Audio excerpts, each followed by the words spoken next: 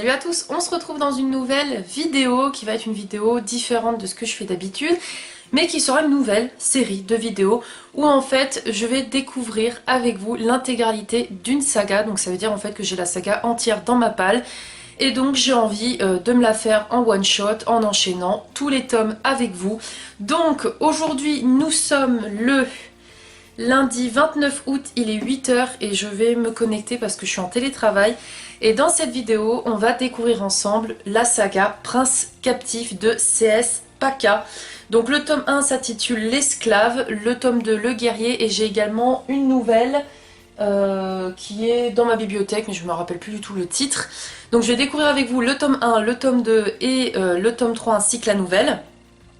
Et là pour le moment, je suis dans le tome 1, j'ai lu vite fait ce matin, j'ai lu 40 pages, donc quasi rien du tout.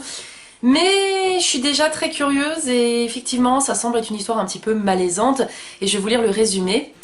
Daemon est un héros pour son peuple et le légitime héritier du trône d'Achelos.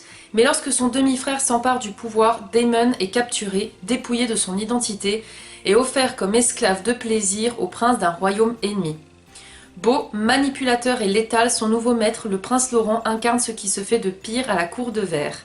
Mais dans la toile mortelle de la politique vérétienne, les apparences sont trompeuses, et lorsque Daemon se retrouve pris dans un jeu de pouvoir pour le trône, il doit s'allier à Laurent afin de survivre et sauver son royaume, sans jamais oublier cette règle, cacher sa véritable identité à tout prix, car l'homme dont il a besoin est celui qui a le plus de raisons de le haïr. Donc là on est aussi sur un MM, donc je suis très curieuse.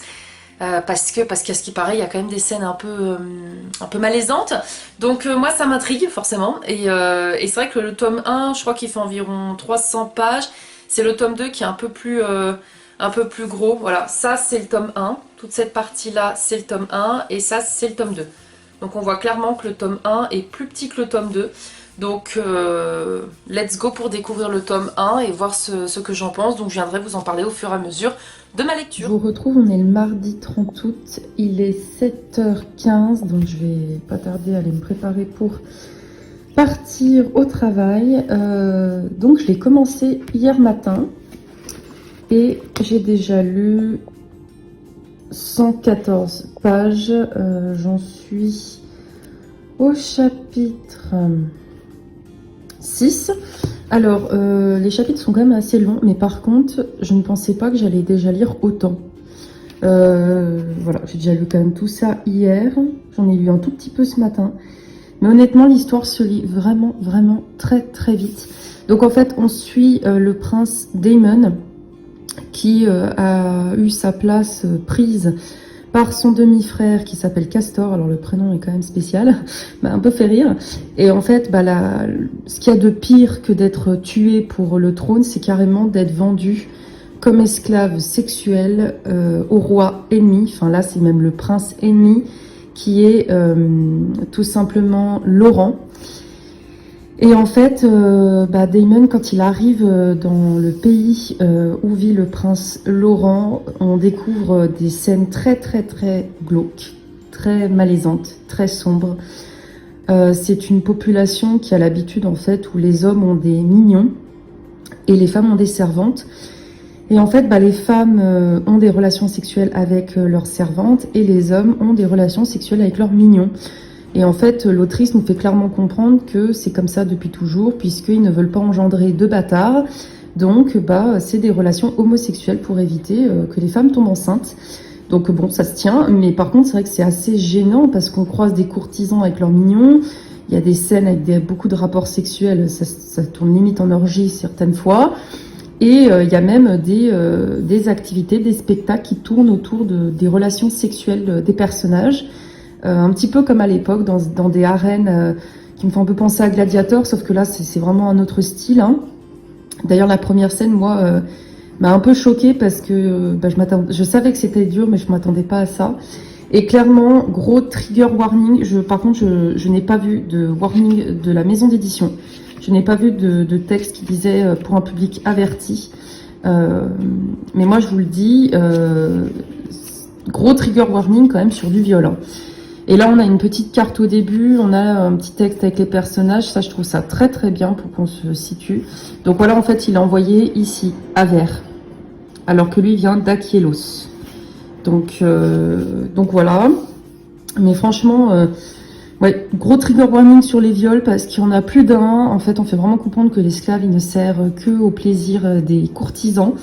Donc si vous êtes sensible à ce sujet, attention, parce qu'il y a des scènes qui peuvent heurter la sensibilité. Mais écoutez, moi pour le moment, ça me choque parce qu'en fait c'est très malaisant, mais du coup je le bouffe parce qu'en fait on suit quand même Daemon qui est dans une situation qu'on n'envie pas du tout. On a envie qu'il s'en sorte, on voit qu'il essaie de s'en sortir comme il peut, et du coup c'est hyper prenant parce que on veut savoir ce qui va devenir, on veut savoir la suite. Donc c'est malaisant, mais c'est prenant. C'est ça qui est assez marrant. Donc voilà, j'ai hâte d'être ce soir pour le continuer du coup, parce que je vous dis, il m'intrigue. Et l'écriture de l'autrice, c'est vraiment très fluide. Hein. Franchement, j'ai réussi facilement à me plonger dans son univers. Et je suis curieuse parce qu'en fait, on sent qu'il y a une certaine tension entre Daemon et le prince Laurent. Donc j'ai hâte de voir la suite, parce qu'en tout cas, pour le moment, j'aime bien. C'est prometteur. C'est prometteur, même si, encore une fois, c'est très, très, très malaisant. Je vous retrouve, on est le samedi 3 septembre, il est 18h30. Ça va être un samedi tranquille parce que je vous épargne ma tête, mais j'ai une sinusite. J'ai été très mal pendant 3 jours et hier, du coup, je suis allée au médecin... au cabinet médecin à côté des urgences parce que impossible d'avoir SOS médecin pour qu'on me donne quelque chose parce que j'avais du mal à respirer, j'étais très très mal. Donc je suis sous cortisone et sous antibiotiques, voilà, mais là au moins ma voix va déjà beaucoup mieux, c'est pour ça que je peux vous parler.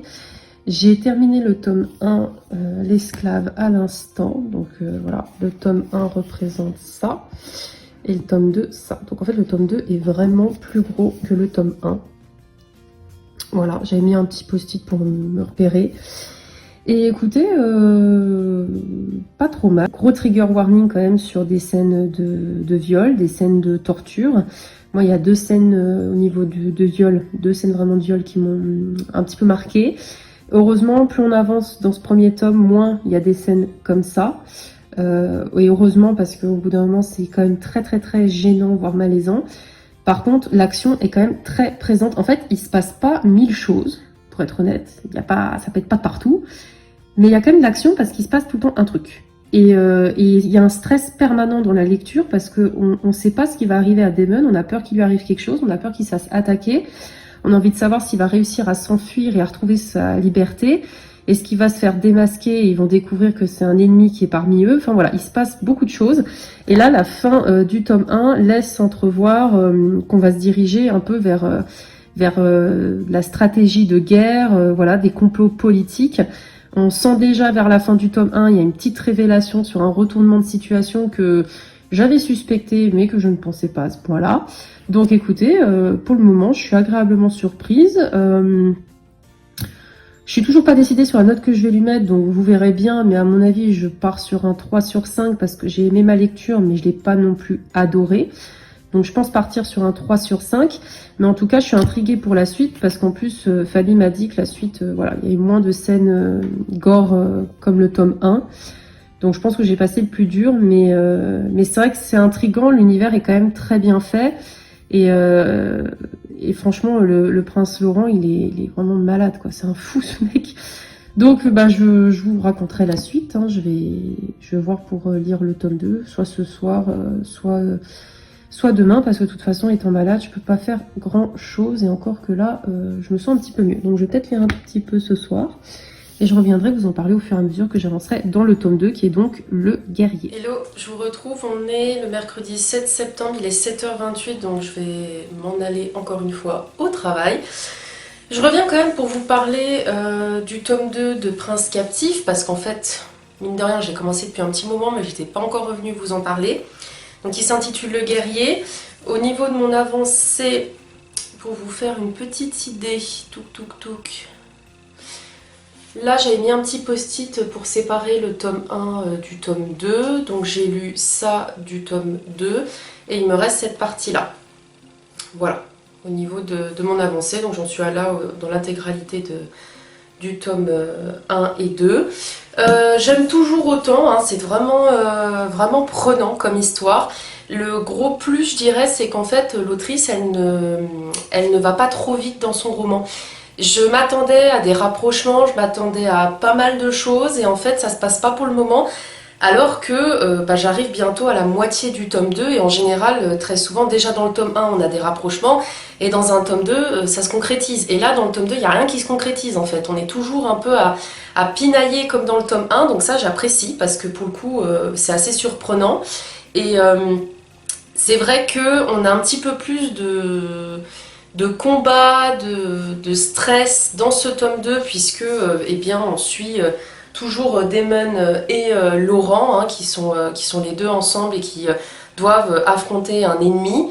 Et franchement, c'est vraiment prenant. J'aime bien. J'attends de voir comment ça va se dérouler la fin du second tome. Après, moi, je vous cache pas, même si elle va pas très vite, j'ai une attente. J'ai une attente et j'attends de voir si elle va être comblée ou pas. Mais pour le moment, je suis agréablement surprise parce que ça se déroule pas forcément comme je m'y attendais. Il y a des petites choses que je voyais venir mais qui ne se passent encore une fois pas comme je m'y attendais. Donc je passe toujours un bon moment de lecture. Effectivement, hein, Fanny avait raison, dans ce tome 2, il y a beaucoup moins d'agressions que dans le tome 1. De mémoire, dans celui-ci, je crois qu'il n'y en a même pas en fait dans le tome 2. Ou il n'y en a qu'une seule, je sais plus. C'est surtout moi le tome 1 qui m'a marqué parce que dans le tome 1, je vous l'avais dit, hein, beaucoup de trigger warning sur le viol et la torture. Et là, dans ce tome 2, de mémoire, il n'y a pas de scène de viol. Donc ça, on s'améliore, ça va déjà mieux parce que le tome 1 est assez spécial et peut vraiment heurter la sensibilité de beaucoup de personnes. Donc écoutez, je reviendrai vous en parler quand j'en serai arrivée à un tout petit peu plus de la moitié, ce qui devrait pas tarder, hein, parce que il me reste plus que ça du tome 2 et ensuite eh bien, j'enchaînerai avec le tome 3. Mais pour le moment, voilà, c'est une bonne lecture. Hello, je vous retrouve, on est le mercredi 14 septembre, il est 8h12, donc je vais télétravailler. Je reviens parce que ça y est, j'ai terminé le tome 2, donc c'est Le Guerrier. C'est... comment dire? C'est une suite qui est assez particulière. Comme je vous disais, en fait, je suis assez surprise par les échanges des deux protagonistes principaux, leur relation, donc le prince Laurent et Damon. Parce que, alors, je trouve ça bien, l'autrice, elle ne fait pas en fait que leur relation évolue très rapidement. Ce qui est souvent le cas dans les histoires, hein. On voit souvent que les deux personnages principaux se mettent vite ensemble, et là c'est pas le cas. Là on voit qu'il y a une attirance, mais que tous les opposent, qu'ils ont du mal à se rapprocher, donc ça je trouve ça vraiment sympa. C'est vrai que c'est un tome 2 où clairement on passe notre temps sur la stratégie, sur des combats contre un ennemi qu'on a identifié déjà à la fin du premier tome. Mais c'est vrai que par contre j'ai trouvé que ce second tome comportait quand même des longueurs parce que les échanges des fois entre Laurent et Damon sont souvent les mêmes, tournent souvent même des mêmes choses. Enfin voilà, j'ai trouvé que c'était un peu répétitif par moments et qu'il y avait des longueurs. Il y a également énormément de personnages dans ce second tome, encore plus que dans le premier, au point qu'il y a des moments où j'étais complètement perdue. Et heureusement, c'est vrai que l'autrice, elle a mis au tout début du roman, enfin je sais pas si c'est l'autrice qui a décidé de faire comme ça ou la maison d'édition, mais franchement, ça m'a sauvé la vie, hein. En fait, elle nous a mis, donc au début on a la carte et on a en fait la liste des personnages. Et ça m'a aidé parce que je vous dis, j'étais perdue plus d'une fois parce qu'il y a beaucoup de personnages et c'est beaucoup des termes Nicandros, Akielos, voilà, tous des termes un petit peu, je dirais, à résonance grecque en fait. Et du coup, c'est vrai que ça me perturbait parce que j'avais du mal à savoir mais qui était qui en gros.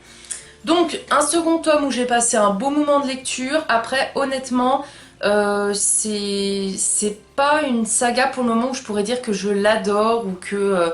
voilà, j'en suis fan, non. Je passe un bon moment de lecture, c'est sympa. Ça change aussi parce qu'il y a quand même un retournement de situation qu'on a déjà dans le premier tome, qu'on a dans ce second, que je trouve est plutôt bien amené.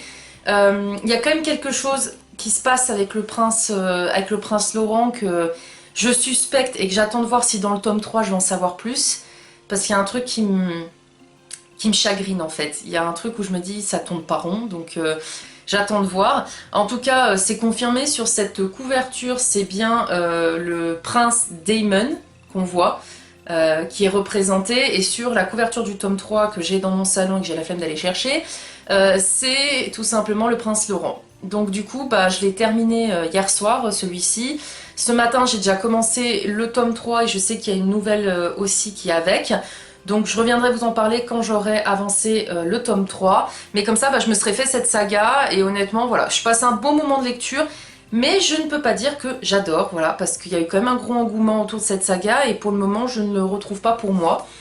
Donc pour ce second tome, il ira dans la lignée du premier, c'est-à-dire que je vais lui mettre la note de 3 sur 5 et vous retrouverez le lien de ma chronique en barre d'infos et je vous dis à plus tard quand j'aurai avancé dans le tome 3. Hello, je vous retrouve, on est le mercredi 21 septembre, il est 8h15, je vais télétravailler. Je reviens parce que je suis arrivée à la moitié du tome 3, Le Roi. Donc voilà où j'en suis, même un tout petit peu. Allez, j'ai dépassé un petit peu la moitié ce matin.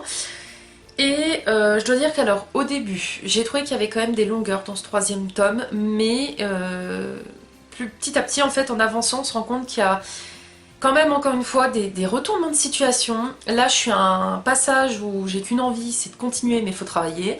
Dommage.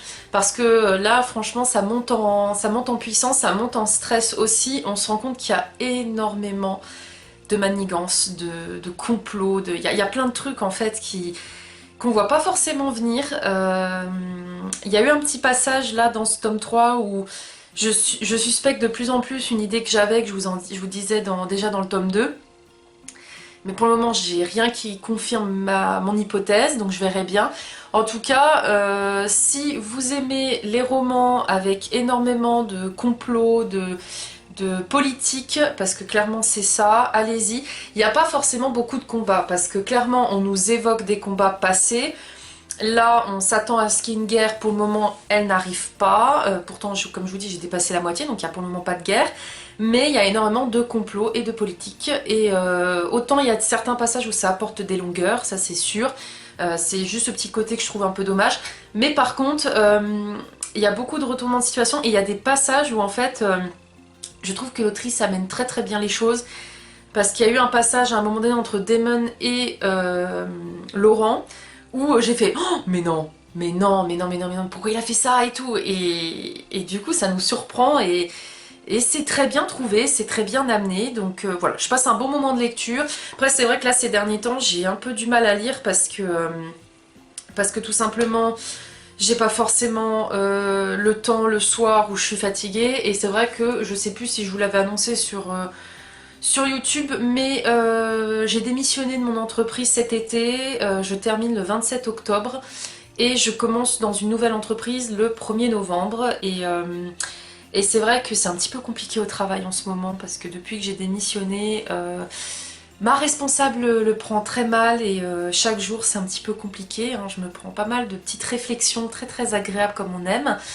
Voilà, au début mon travail il se passait bien et maintenant on me fait des réflexions pour me dire que tout ce que je fais ça va jamais. Donc c'est très compliqué psychologiquement et moralement parce qu'il faut prendre du recul, mais 3 mois de préavis c'est très long. Heureusement j'ai une partie du préavis qui a été bouffée avec les vacances d'été, mais là il me reste encore plus d'un mois et je vous cache pas que c'est long et du coup ça fait que des fois le soir, avec la journée que je me suis tapée, j'ai pas forcément envie de lire. Ou alors je suis fatiguée parce que je fais une passation de mon poste à une autre personne, donc il faut lui apprendre plein de trucs et c'est épuisant. Donc j'avoue le moral n'est pas super au beau fixe ces derniers temps, donc pour lire c'est un petit peu compliqué. Mais en tout cas la lecture me fait toujours autant de bien et tant mieux, et j'ai hâte de changer d'entreprise, j'ai hâte de voir autre chose, donc je compte les jours, voilà, donc...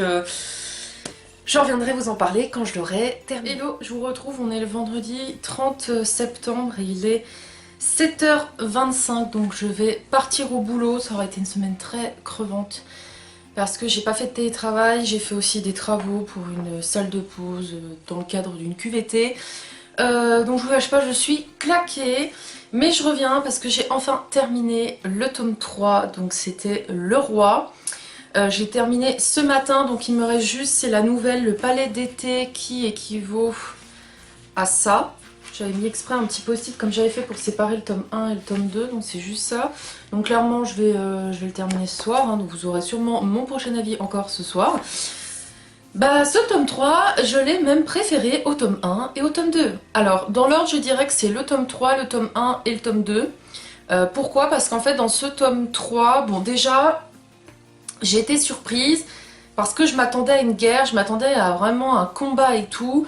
Et en fait, il n'y a pas vraiment de guerre, c'est plutôt, encore une fois, un complot politique. Mais il y a eu enfin une révélation. Vous savez, il y a une révélation que je vous disais, ça faisait déjà depuis le tome 1 que je la suspectais. J'ai enfin eu le mot final et j'avais raison. J'avais raison, bon j'espérais ne pas forcément avoir raison parce que c'est quand même glauque, mais j'avais raison. Donc je ne dirai pas ce que c'est parce que ça spoil vraiment, mais voilà, j'avais raison. Et c'est vrai que dans ce troisième tome, la relation entre Damon et Laurent évolue vraiment en puissance 10. Ils sont vraiment très proches, je les trouve vraiment mignons ensemble. C'est vrai que Damon est fidèle à lui-même, que ce soit depuis le tome 1 à ce tome 3. Par contre, Laurent, on a vu vraiment le personnage évoluer.